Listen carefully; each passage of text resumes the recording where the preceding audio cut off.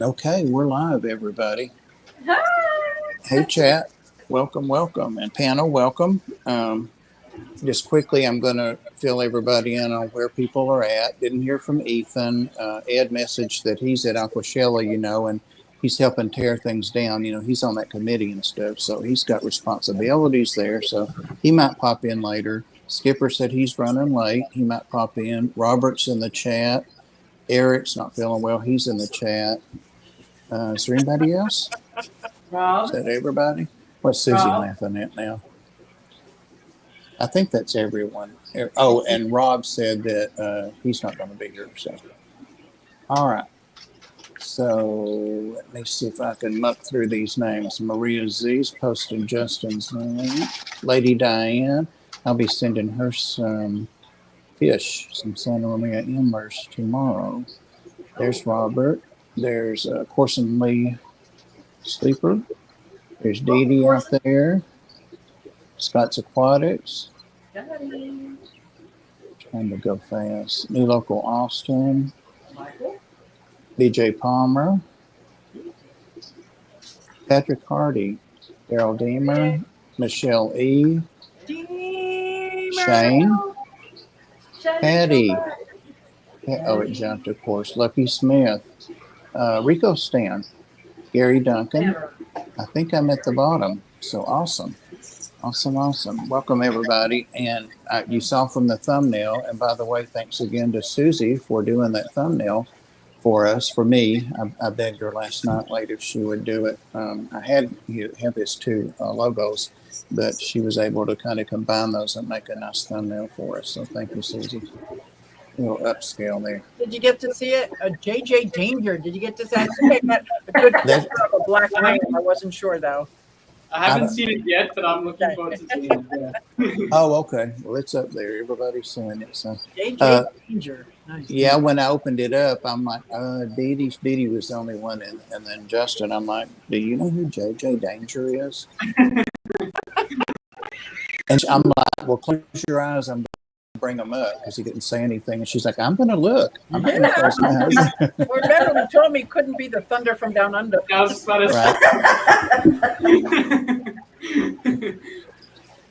I'm not missing an opportunity. Apparently. And I'm just going to go through and welcome the panel. I'm pointing at these guys like you can see me point. Dee Dee's in the middle up top there. Awesome. Thank you, Dee Dee. There's Pam up in my right-hand corner. And Pam's been under the weather. She hasn't done a couple of her streams, and she's feeling a little better today. So if you have to drop out, Pam, we certainly understand. So she's kind of pushing it, but so awesome to see Pam back. There's Susie Q down below. Pam, she just streamed just before me. Had an awesome stream over there. I hated to leave, but I'll go back and watch the last 10 minutes. And then our guest, I'm going to go ahead and bring you up, JJ Danger, if that's all right. All right. And there's Justin, and his Tennessee Mafia name is JJ Danger. So welcome to the Tennessee Mafia. I don't think we have a member as far away as you are. So what part of Australia are you in? Brisbane, Queensland. Brisbane. That's a fur piece, as we say here in Tennessee. It's a fur piece. It is a fur piece. It really is. And Dee Dee's in North Carolina right next door, so she knows the lingo. Well, right after we had our first stream with Justin 2 or 3 weeks ago, I was thanking him for coming on and telling him the good comments I heard from you guys and from people in the chat, and he said he'd like to come back. So I grabbed him. We had a couple of people scheduled, and so we got those people on the stream, and then so here he is back as soon as we could get him. So welcome back. Thank you so much. You told us a little bit about you last time, and I think most of the people that are here were here last time, but I do see some new people. Do you mind just giving you know what I mean, an abbreviated, spit it out, Bob, bio about yourself? Yeah, so I do the Justin's Fish Room channel on YouTube. My main fish that I breed and keep are rams. And ultimately, my goal is to breed better quality rams for the Australian market. And yeah, that's pretty much it. I've got a few little hobbies here and there, but nothing too special. Awesome.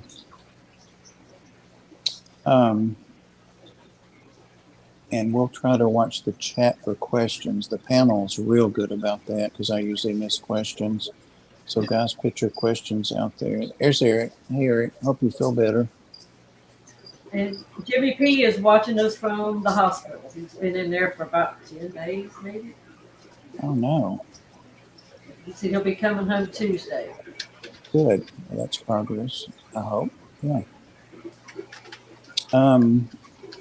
I've been watching your videos. I always have watched them, and your channel's grown pretty quickly. You've got almost 50,000 subscribers now.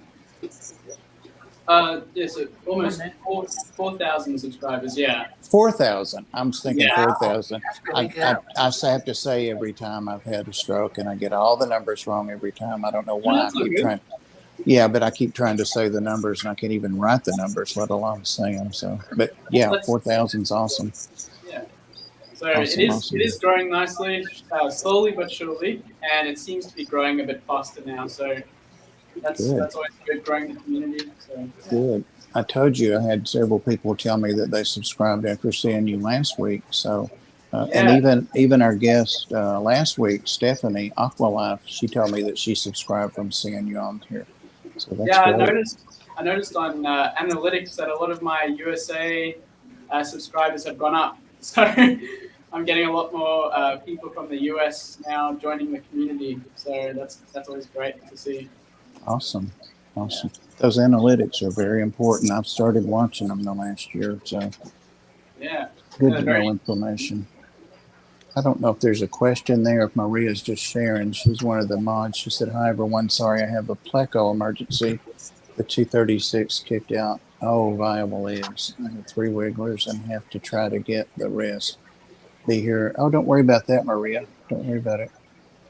Do what you got to That's do." the same ones that they just auctioned off for Skipper Stream, wasn't it? Yep, they just had an auction on Skipper's Stream, and actually it was Aquarium Life, Stephanie, that put up the 3, and I think they went for 700 for the trio. Yes, yeah, a reverse Awesome. trio. I had 3. I had a trio from Stephanie, and I lost one after about 6 months, and I felt horrible.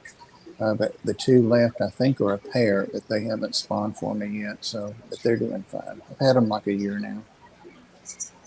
So, all right, no questions. Chat, panel, any questions?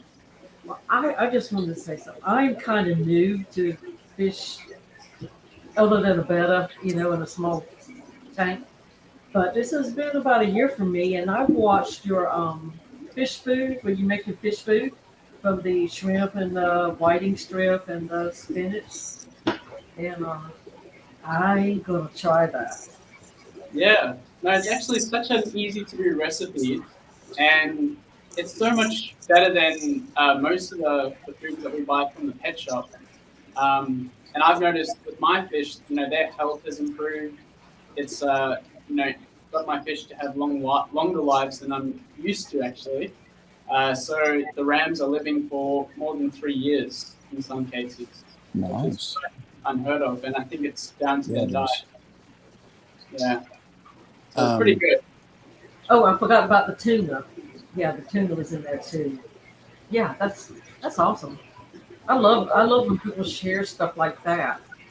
Do you mind, Justin, elaborating just a little bit about why homemade food is better and the filler aspect? And somebody's backstage or sent a message. Let me look at this. Essentially what happens with a lot of those foods that we buy that are on the market. Skipper. Hey, how's it going? Essentially what happens is those foods are just filled with, as Bobby said, fillers, which include different types of grains, like soy meal and things, which are all well and good because they have some protein in their starches and things, but it's not what the fish's physiology is actually used to metabolizing. So if we can try get some like whole foods in there, like fish fillets and green lip mussels and spinach and spirulina, those sort of things are the closest we can get to their natural diet. And so when you get those foods into the system, they actually respond very well by breeding well, having fast recovery after breeding, better colors, and longer lives. So they have longevity as a result. So I mean, it's everything that you really need from your fish. So yeah, it's very, very good that you guys make your own food, and there's the added benefit of it being cheaper as well for you as the keeper, because a lot of those foods that we buy can be very expensive. When they don't need to be. So you're saying that fish don't normally graze corn and grain and that kind of stuff in the fields? There might be a fish out there somewhere that climbs onto land occasionally and raids a crop of corn, but I don't know about that. But yeah, fish protein and that sort of stuff is the closest we can get to their food. And obviously, you can actually match the diet for your particular fish. So if you've got a fish that's more omnivorous, you can do half vegetable, half protein. If it's more on the carnivorous side, you can tweak it a little bit. So it's actually up to you, and it's very easy to do. But yeah. Well, just along that same line, what about all the vitamins that you see as additives in mass-produced food? What about that? See, I'm under the impression that a lot of these vitamins and things are quite unnecessary for fish. It's like humans taking vitamins. Like some of us need to take supplementary vitamins, but a lot of us, 98% of it comes out in our urine anyways. And I feel like if you feed your fish a very good whole meal, varied diet, then there's no need for those additives. And I feel like additives in a lot of the food that we have in the market here are just to compensate for the fact that there isn't good quality ingredients in the food itself.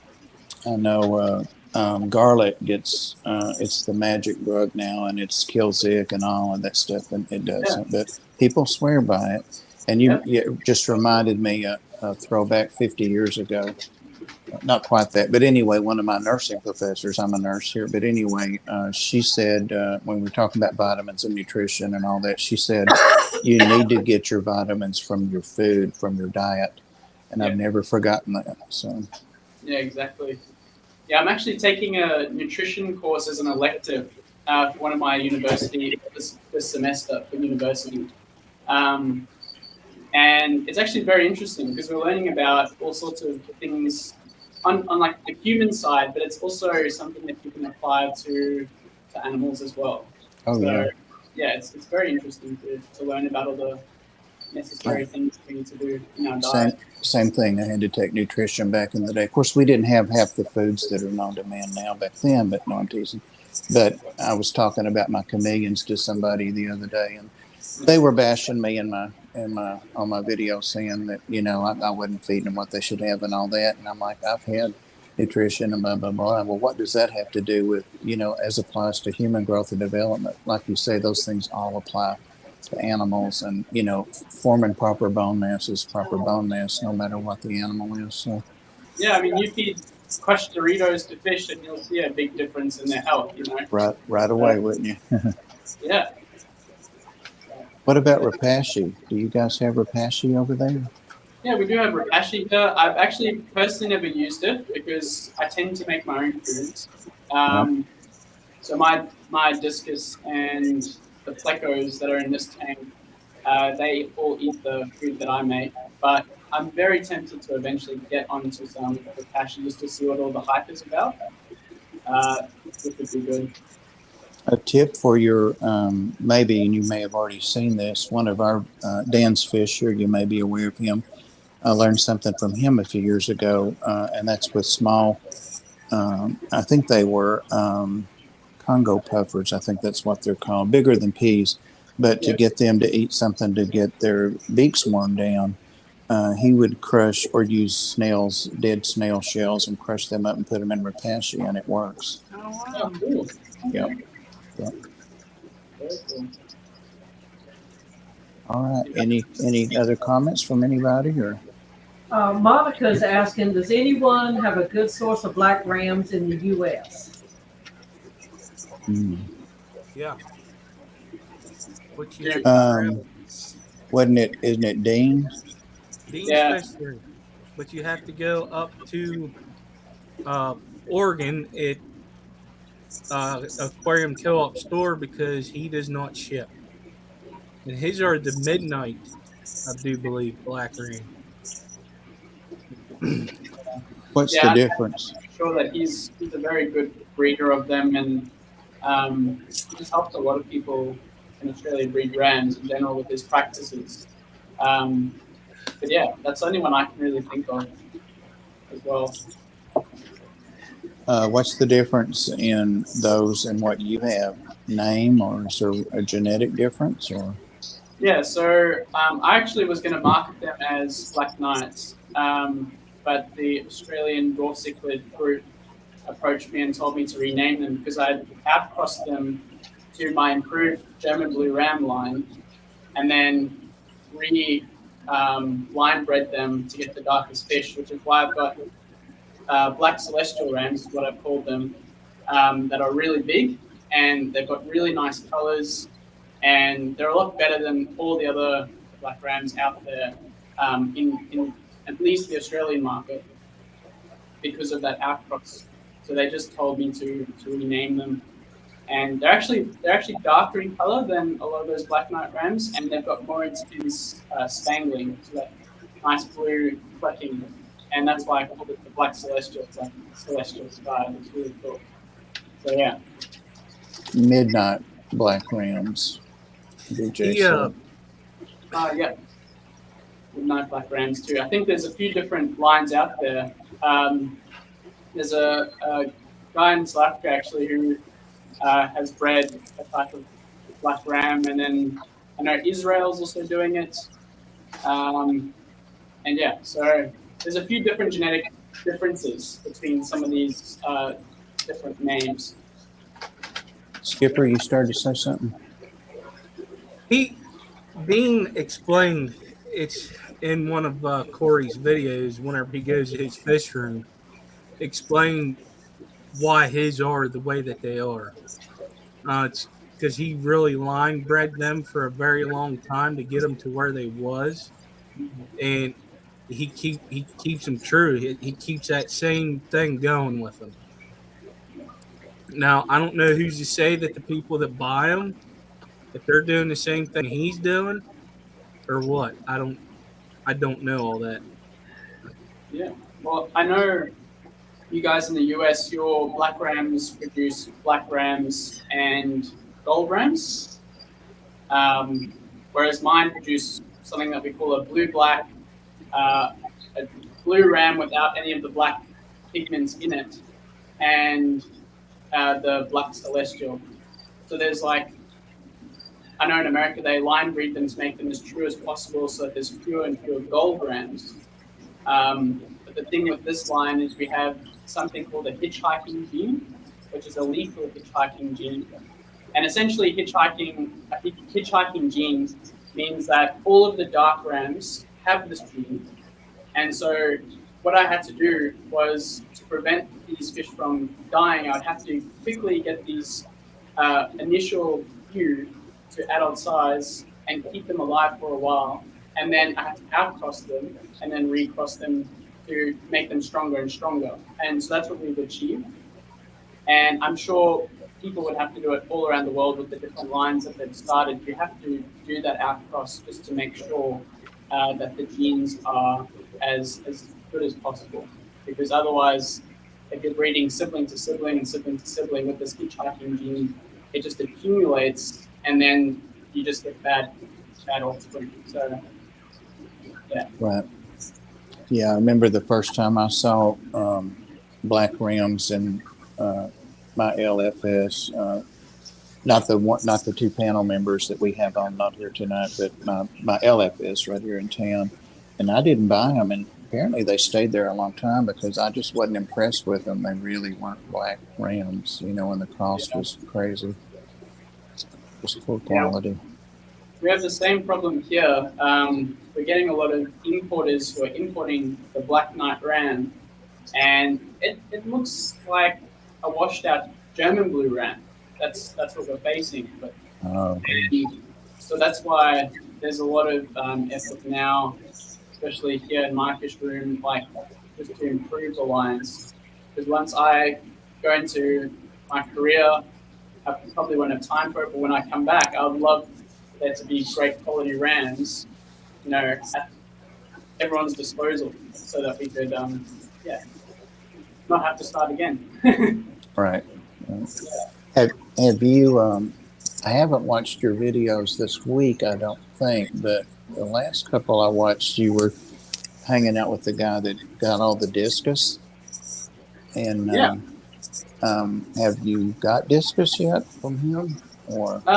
Not from him. I've got a lot of tanks that are just full of rams, and the discus that you see behind me here, those are actually from a branch of that same sort of business, Oz Discus. Gotcha. And so I've got some red cover blue rims off them, and we're just growing them out in this tank. So it's actually been such a nice thing to hang out with Daniel. We've been friends for a while. Daniel, yeah. And it's good to support other people who are in this hobby, who are doing things in the proper way. So that's like one thing that I'm like, that's why I'm like really vouching for him, is because he's doing things properly. So very admirable on his part. Yeah. And that's exactly what Justin said when I asked him the first time if he would come on the panel. And he said, yes, I'm all for supporting and helping a fellow hobbyist, or something to that effect. It was really nice. So it was nice. Are you planning on breeding the discus? Yeah. So we've actually, Vincent, which is the guy who picked out my discus, I asked him if he could pick out 3 males and 3 females. And turns out we have 3 males and 3 females, and we have 3 pairs, breeding pairs, that are yet to lay eggs, but they've all paired off. So, oh wow, very, very exciting times ahead. So I'm really looking forward to breeding them and improving those lines as well. Yeah. I don't think I know anyone that breeds discus. Oh, Maria does. Maria Z, that has the plecos being evicted right now. The eggs she has discus. I don't know if they've spawned for her. Petroman does also. Does he? Okay, well, yeah. Nice. That's all he breeds, I do believe. Really? Yeah, he's pretty. Nice. He's pretty good at her. That's Brian, right? No, that's Peplin. That's Peplin. Sorry. Yeah, Petroman. I don't know Petroman's first name. Yeah, I get him. I do know it. I have heard it before. But I can't. Yeah, I get him and Peplin mixed up. Peplin is Brian. Yeah. Yeah. You started to say something, Justin. And I was going to say that, breeding discus fish, I think a lot of people make it sound very, very hard, but it's actually like rams, for me, in my opinion. It's one of the most rewarding things I did. And I started breeding discus when I was probably about 14 years old. And I thought it was going to be absolutely impossible, but it was actually very, very fun and enjoyable. So if anyone out there is thinking of doing it and they're a bit hesitant, I reckon you should go for it. Very, very good, and a lot of fun. yeah. I just think they're awesome fish. I'm just not, I got scared to start with because of the myths about the water parameters and all that. And I thought, well, you know what? I really need to learn about water if I do something like that. Yeah. Well, I struggle with it. Yeah, they definitely do need good water parameters. Like this tank behind me gets 100% water change every second day. But that's also because we have plecos, and then you can see the pleco caves in the sand there. We have a lot of plecos, which, as you guys probably know, they produce a lot of waste. And so we need to get all that ammonia out. So it's just a constant, water change, just to keep everyone happy in that little ecosystem over there. So, yeah. Lady Diane has a personal question. Can you see the chat? How The much longer screen. do you have before you become a doctor and give up breeding? Years and years. The journey to becoming a doctor is not a short one, and it's not an easy one for sure. So, I've got a fish room and everything built recently, so I'm here for the long run. But I mean, when I'm in my 30s, start to settle down, buy a house and that sort of thing, and then come back to it. So, yeah, no need to worry about that yet. Let me know when you need to get rid of some of those fish. You'll be the first person to contact. Paul's going to get his import license. Right. But you couldn't even send them out, though, could you? No, I don't think he can export anything. No. Well, I think I probably could, but it would just be a full-time job. And at the moment with uni, it's not, practical. But yeah, Darn it. a lot of work. Do you have salt water? I think I asked you that last time. So I'm actually keen to get saltwater aquarium fish. So the answer is no, I don't have any at the moment, but I would love to start breeding the different types of clownfish. That would be really cool. That's something that's very interesting for me. So yeah, really would like to do that. And my grandfather, who's now living with us, he loves corals. He was like very into corals and that sort of thing. So might do that in the future too. Let's see how it goes. Into what? What's he into? Corals, like Corals. Gotcha. Reef corals, yeah. Yeah. Those are not that hard as long as you stick to because I can keep them alive. I've got a coral tank. Stick to the easy ones. That's the key. Yeah. All right. I'm looking for other questions or comments. Susie, you're awful quiet. I'm quiet. You are quiet. I hear you chuckle. Fascinated. Like I know. He has so much knowledge, doesn't he? Yes. Yeah. So now, is that tank behind you? Is that the one that's your mother's, or is that one yours?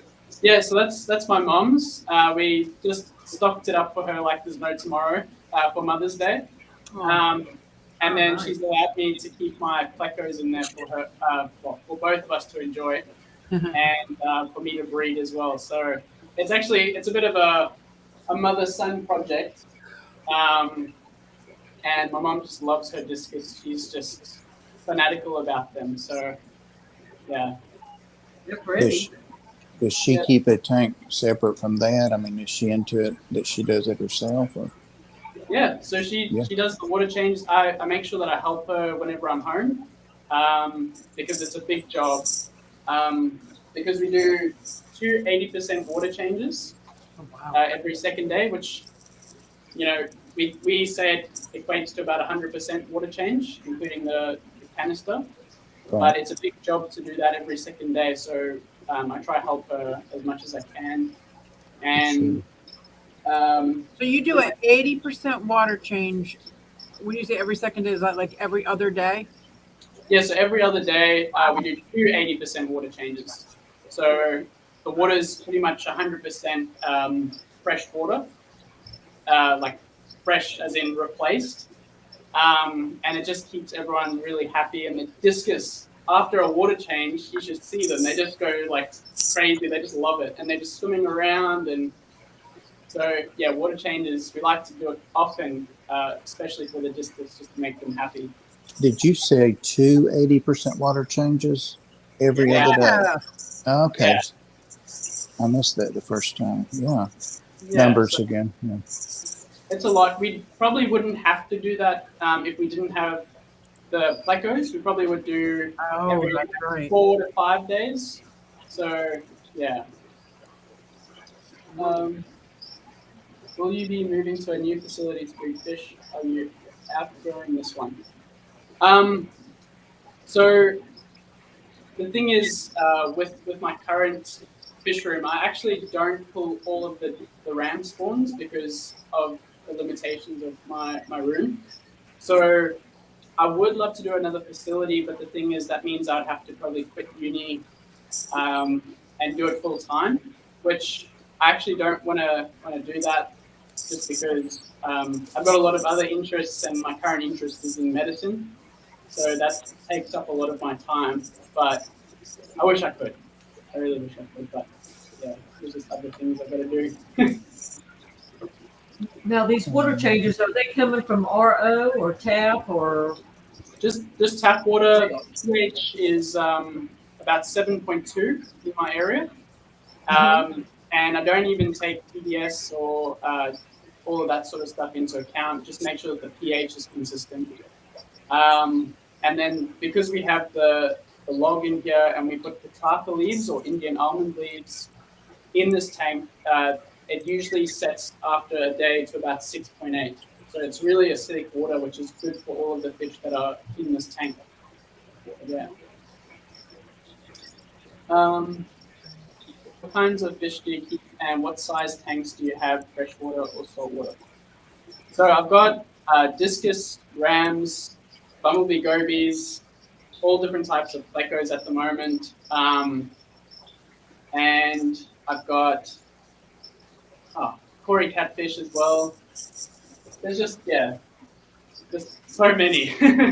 And the sizes of my tanks, so I've got this is a 4-foot aquarium, and it's a custom made one, so it's 4 foot by 1.5 by 1.5. And then I've got 10, maybe 9 2-foot tanks, and they're just the standard 2-foot tanks, so 70 liters or 60 liters. And then I've got a nano tank, which is just for shrimp, but that's about it. What's in that nano tank? Just curious. Yeah, just cherry shrimp. I've got some cherry shrimp that I'm now starting to cull and make sure that the red pigment's getting better and better, because I neglected that tank for a while, just feeding them. And I noticed that the shrimp started going a bit clear or a bit brown. So I've had to start that again. But yeah, I just enjoy keeping them. And yeah, they're really cool. I like shrimp. Yeah. I thought I saw Mr. another Still thing. Guardians asked if you have any Yeah. snail experience. Sorry, if I've had a snail infestation? Well, no, if you have snails or maybe even a bad snail experience, anything. Yeah, so I actually have had a few snail infestations. So I've had some, I don't know what you guys call them, if you call them the same thing, Malaysian trumpet snails. Yes, MTS. They kind of get into my tanks and they love the silica white sand. They just, because it's so loose, they can bury themselves in, and it just seems like they breed in the sand. And then in the evening, it's just like a swarm. But I've got them out of most of the tanks, so that's good. So I don't have a problem anymore, and I've replaced them with ram's horn snails, which seem to be a little bit less aggressive, with breeding and that sort of stuff. So yeah. What about assassin snails? Do you guys have those over there? I think we do have assassin snails in Australia, but I think they're very hard to come by. And yeah, I haven't personally seen them.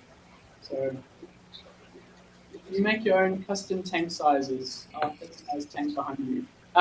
Actually, my mom, dad, and I actually went and got this secondhand from someone who was getting out of the fish hobby. And they had gone through the effort of getting it custom made by a company. So yeah, we're just very lucky to get the custom tank from them. Now, what is scooting around in your tank? I see 3 bluish colored fish that are shooting back and forth behind you. What is that? So those are my improved German blue ram lines. So my mom got the best 2 pairs of German blue rams that I had bred, and Nice. just as a gift for her Mother's Day present, and they've actually done exceptionally well in her tank. And yeah, so they've been breeding a lot, and yeah, so a lot of people actually getting fish from me that come from these 2 pairs in this tank, which is cool. Yeah. I'm not supposed to tell you, but I'm your mom's long lost uncle. Well, welcome to the Sure. family. I'm have to send you over some rams then. Awesome. Well, I never thought about that. Nice. Uncle Bob. No, yeah, it's good though. And do you guys keep rams at all? Does anyone keep rams? I have not yet. I have one German blue ram. He's like the center focus of my little 10-gallon aquarium. Oh, cool. Yeah, cool. They're a good centerpiece fish. Yeah, they really take the show. I have two German blues, and we thought they were sexed. I bought them to be sexed, and they're not. So they're in different rooms now. So. Yeah. But I love them. I love rams. Yeah, to me, they're the coolest. Yeah, I think it's pretty. I just haven't had time to move into that kind of stuff yet. Rams are like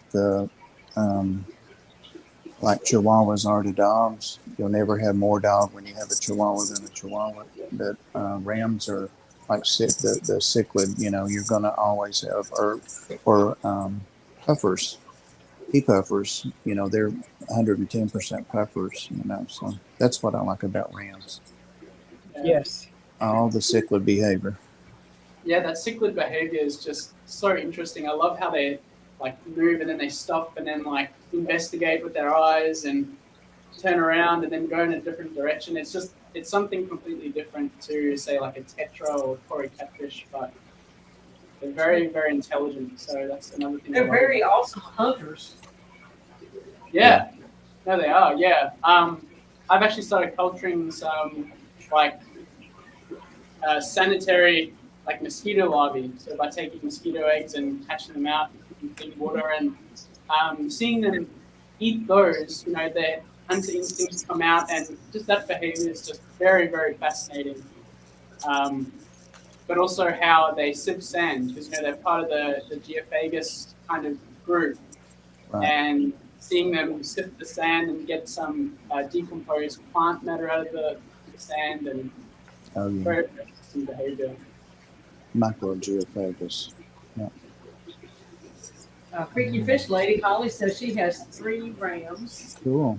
What are they, Holly?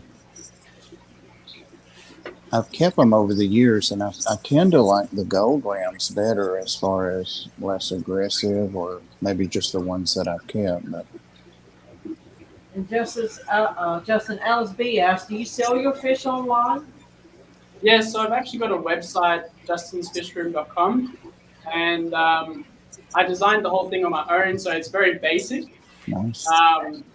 But it basically just has instructions if you're in Australia. It's got all the instructions and everything that you need to know on that website. And then on Facebook, I go by the name Aussie Ram Farm, and we basically contact our customers through there and keep them updated with relevant information, and they can ask me questions whenever they need. It's an ongoing service, so even if you haven't got rams from me, I'm happy to give you guys heaps of information. So it's all about helping each other out. That's the main thing. Gold, yeah, they're not aggressive. There you go. That proves it. If yours aren't aggressive. I've always heard that, but you don't always hear facts. Yeah, they've all got different personalities, I guess, because of their intelligence. So, yeah. I can't stop looking at the little rams behind him, how they're just all over that tank. And it's what, a 90-gallon? Is that what that is behind you? Probably a 90-gallon. I'm not too well versed in the gallon-liter conversion, but yeah, it's a 4-foot aquarium that's 1.5 by 1.5. So I don't know if that translates, but it's a lot of water. That's pretty close. Yeah. Mine is 2 feet tall. Question A foot and a half deep, I think. Oh. Alice, just kids are very interesting parents because of the domesticated strains. You can get some very questionable parenting from discus fish. a lot of them eat their eggs or eat their fry when you walk past a tank or something. But if you give them enough trials, they'll like get it right eventually. So that's the main thing. Well, Holly asks, she says that hers have recently gotten very pale. What could be a reason for this? Like 2 years old. Are those the rams? The gold rams. So could be any one of many things.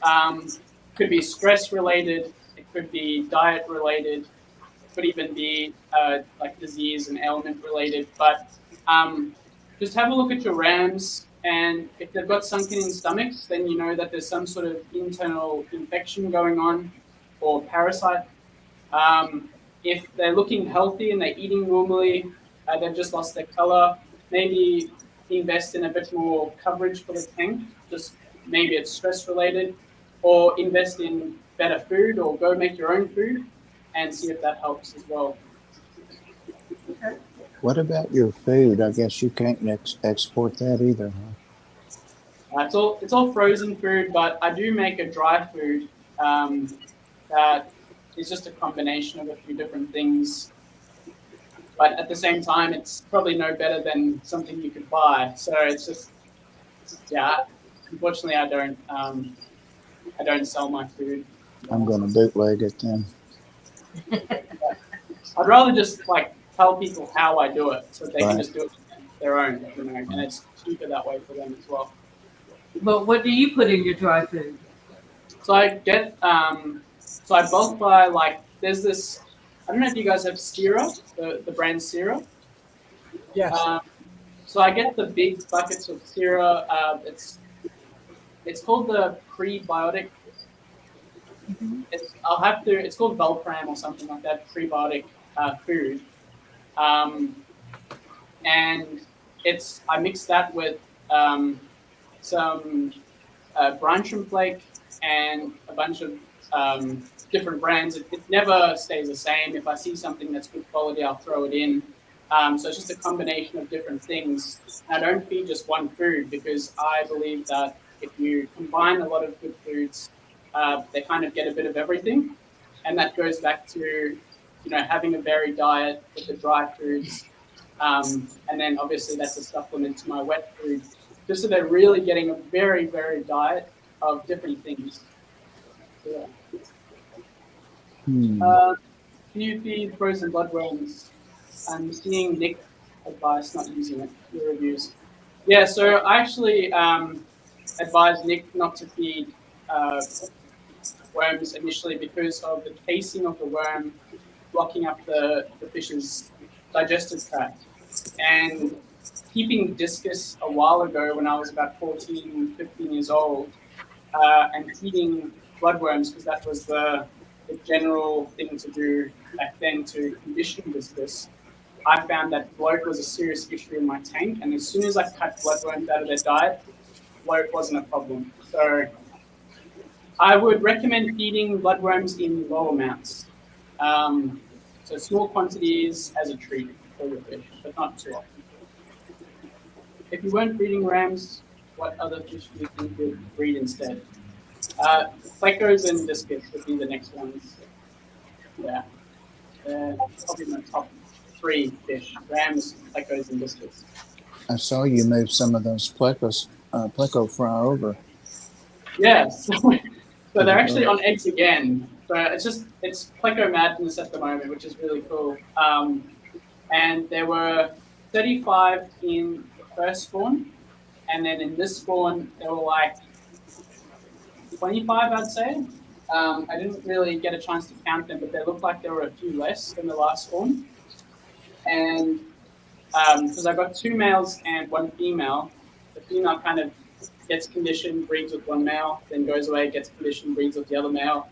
And so there's a bit of a system going on. So, yeah. She's keeping her gene pool. Yeah.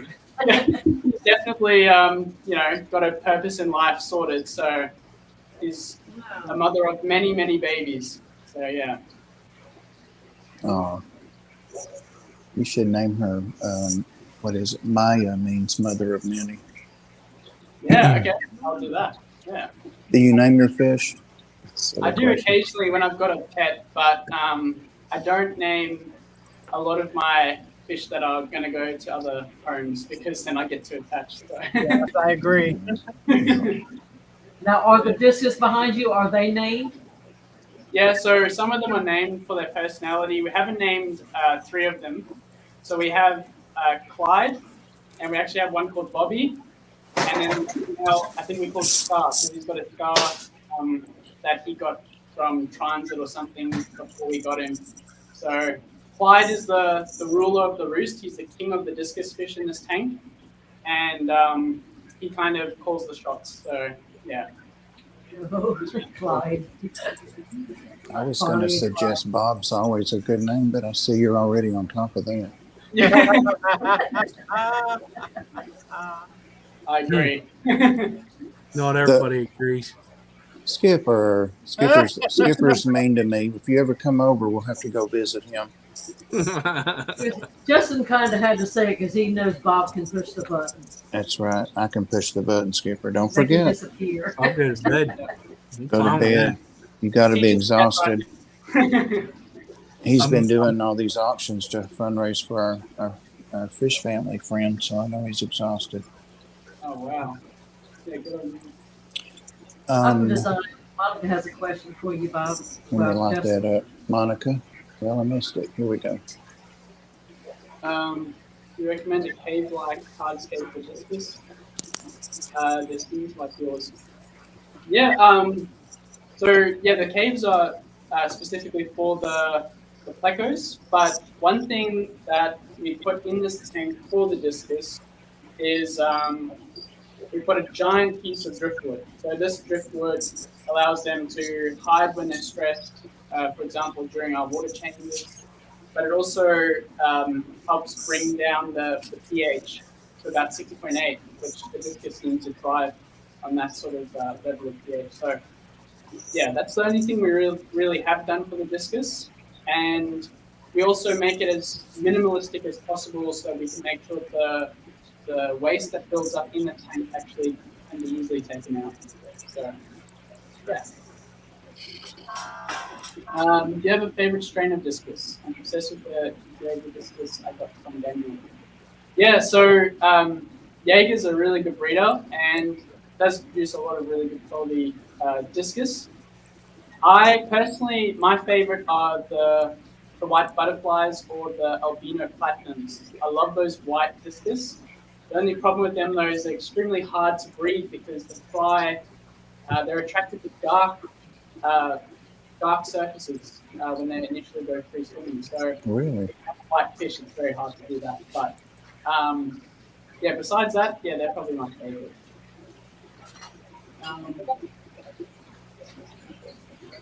Oh, cool. Craig, good job. That's awesome. You're getting more rands. I notice a lot of people call you Just. Yeah, that's my nickname. I'm very informal with that sort of stuff, so people tend to call me Just. Yeah. Skipper's reminding us that the stream that follows us starts up in 5 minutes. Okay. Wow, that flew by, didn't it? Yeah. Well, we did start a couple minutes late, just a couple. So, I didn't realize awesome. it. till What I is looked the- at it, but holy cow. What's the L number that you're breeding, Justin? Last week that came up, Stephanie. And Skipper actually looked them up, didn't you, Skipper, on Get Deals? Yeah. So Is it- the ones that are currently breeding are the L397s, Yes. so the Tiger Electras, and then I've also got the L201s, which are the pygmy snow ball peppers, and they're also breeding. So, and then I'm also growing out the L264s, which are the Sultan plecos, which are my favorite by far. I just love the way they look. It's just, yeah, I can't wait for them to breed. The pattern on the salt and plecos are beautiful. Okay, Yeah. yeah. That was really cool. I will say hi to Brett. Thanks, Cranville. Uh-oh. Craig says the banks have busted and poor Jackson is moving his tanks upstairs as they speak. I guess with all the water. Yeah, we had such bad problems here with the flood. I was I was actually helping out with the floods and like clearing gutters for people because the water was like blowing roofs. It was that much rain, and yeah, it was just terrible. And I had to cut branches off of roofs and things to try and stop them from hanging over onto the roofs to make them heavier. And then my girlfriend nearly got stuck in a flood, and an hour after she left, it was 7 foot high in water. Ooh. Oh my gosh. It was bad, yeah. So she nearly lost her car, and yeah, it was really, really bad. So, Well, Crown Tail Half Moon wants to know who introduced you to rams. How did my dad, actually, we were like ages ago when I had discus fish. He took me to a pet store and he was like, "Please, can I get this fish for you? It looks so beautiful." And it was actually a very good quality ram as well. And so we got that, and then that sparked it for me. That was the end, the beginning and the end. So yeah, it was really good. Just see, that's all the questions it looks like. All right. Thank you so much. Appreciate that. Thank you. We need a hashtag. Do you have a hashtag that we can go over to the next stream with? Anybody? Justin? Oh, yeah. Hashtag Black Rams. Yeah, Black Rams. I like that. That's a good one. Awesome, awesome. Susie, I know you've got to go, but if you don't mind staying a minute, I want to show you something. It'll just be a minute. Sure. All right, guys. Thank you, everybody, for showing up. Again, it was awesome, Justin. Thank And you so much for having me. JJ Danger. It seems a shame to have a Tennessee Fish Mafia name and only use it once or twice. So you're welcome to come back anytime you want to. Yes. Thank you so much. Just let me know if you want our link and I'll send it to you. We'd love to I'll have you definitely anytime. take you up on that offer. Thank you so much. We won't make you be the guest every time. We'll let you be on the panel and ask the questions. Yeah, Cool. That would be great. put you on the other side.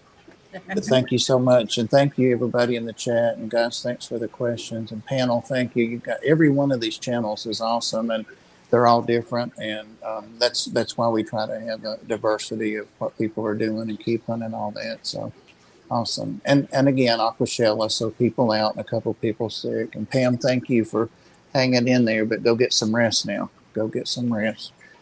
And again, thank you, Justin. Thank you, everyone. And thanks for everything. Yeah, it's been good. Thank you. It's a real treat having you both weeks. So, all right, guys, let's go over to Kenny's with hashtag Black Rams. Black Thank Rams. you.